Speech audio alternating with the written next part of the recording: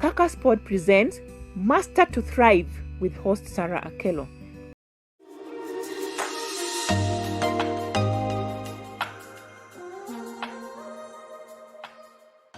In this episode, we present Achieving More in Less the Time, Part 2. In Part 1, we introduced and basically created a self-awareness through an activity with the aim of making a person consciously keep a tab on their actions so that they may keep off the path of least resistance and stay more productive. In this episode, we talk about actions one can take in order to keep to the discipline of doing the hard and painful actions that lead to life-changing rewards and more productivity. We remind ourselves that one of the core skills that life depends on in time is time management. Effective time management is closely related to life goals.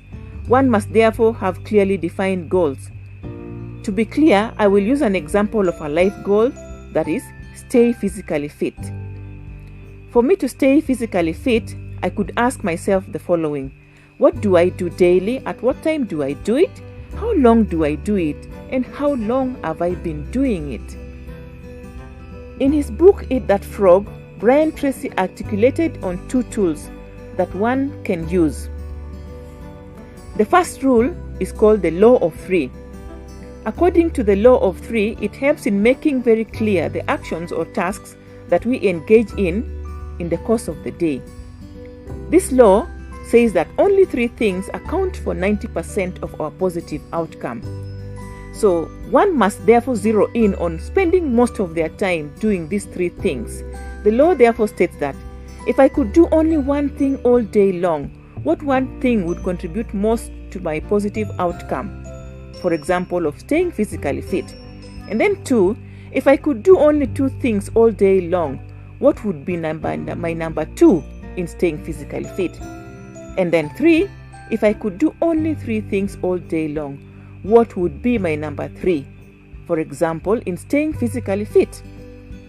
The second law urges us to divide our actions into categories of A, B, C, D, and E, aligning our actions to our goals so that we analyze them, they will end up staying relevant to the same goals.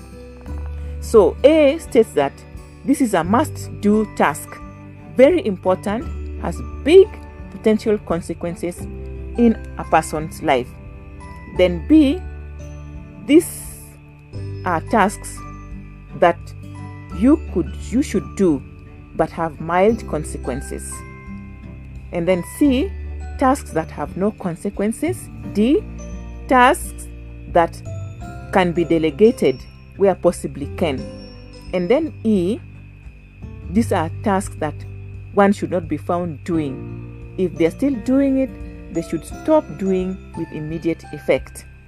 So, in relation to the goal of staying physically fit, what would be my A tasks, my B, C, D, and E tasks, respectively? So, do you want to achieve more? Use these tools to witness your life gain momentum. Thank you for listening. Kindly check on to our channel again for more tips.